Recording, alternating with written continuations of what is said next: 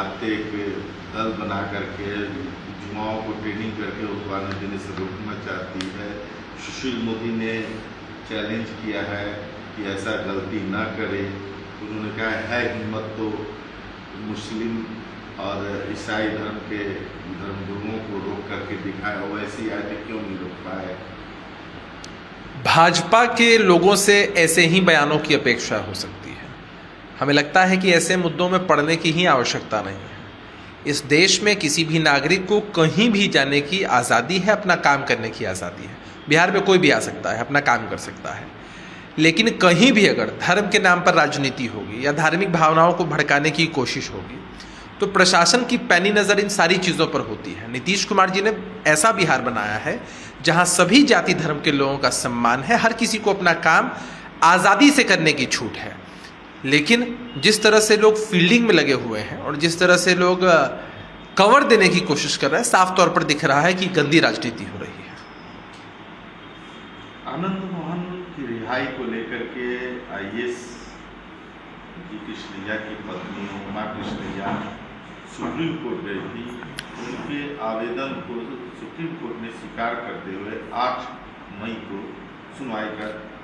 देखिए, supreme court हर कोई मानते हैं सुप्रीम कोर्ट को, और सुप्रीम कोर्ट से उनको जो सज़ा मिली अंतोगत्वा, पहले लोअर कोर्ट ने सुनाई, फिर हाई कोर्ट ने, फिर सुप्रीम कोर्ट ने उनको दोषी करार दिया, उनको सज़ा मिली।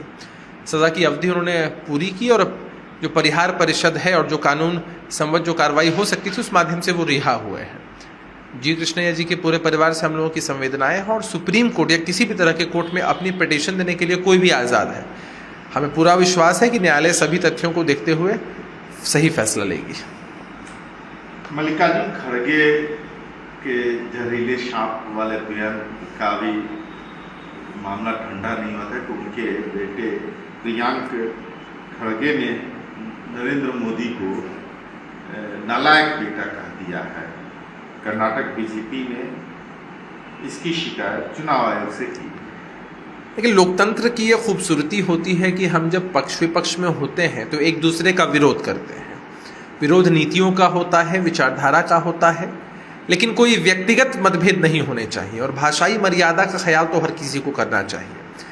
किसी भी नेता जिनको लोग सुनते हैं उनकी भाषा का बहुत गहरा इम्पैक्ट आम जनमानस पर पड़ता है, तो विरोध करना चाहिए, लेकिन भाषाई मर्यादा का ख्याल करके। मुझे इस बात पर जोर देना चाहिए कि मैं फिल्म का प्रतिबंध लगाने का आह्वान नहीं कर रहा हूँ। अभिव्यक्ति की आज़ादी सिर्फ इसलिए मूल्यवान नहीं रह जाती क्योंकि इसका दुरुपयोग किया जा सकता है, लेकिन केरला वासियों को यह कहने का पूरा अधिकार है कि यह हमारी वास्तविकता की गलत व्याख्या है। शशि थरूर ने केरल फिल्म को लेकर के किया। देखिए, अभिव्यक्ति की आज़ादी भारत के संविधान ने हर एक नागरिक को दी है, लेकिन अभिव्यक्ति की आज़ादी की आड़ में अगर कोई गलत तथ्य पेश होते हैं जिनका सच्चाई से कोई सरोकार नहीं है, तो ऐसी चीज़ें उचित नहीं है। शशि थरूर जी अपनी बातें कह रहे हैं, केरला से जुड़ा यह मामला है। हम सभी की यही अपेक्षा होती है कि सही तथ्य ही जनता के सामने आए। भ्रष्टाचार पर भाजपा की खिंचाई कर रहे राहुल गांधी ने प्रचार भाषण रोक दिया जब अजान की आवाज़ सुनी।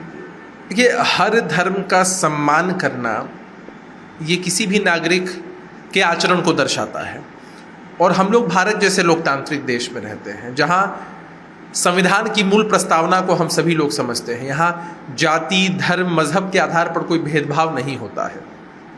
तो जितना सम्मान अजान का है उतना ही सम्मान अगर मंदिर से कोई संदेश जाता है, उतना ही सम्मान अगर चर्च या गुरुद्वारे से कोई पाठ होता है, सबका होना चाहिए। सपा, बसपा और कांग्रेस ने युवाओं के हाथों में तमंचे पहुंचाए थे। हमने कहा तमंचा नहीं, आप युवा के हाथ में टैबलेट होना चाहिए। टैलेंट को तकनीकी के साथ जोड़कर हम अपने युवा को स्मार्ट बनाएंगे। प्रतापगढ़ में जनसभा को संबोधित करते हुए उत्तर प्रदेश के मुख्यमंत्री योगी आदित्यनाथ। हमें लगता है कि योगी आदित्यनाथ जी बड़े नेता हैं, भाजपा के अंदर उनका बड़ा सरोकार है।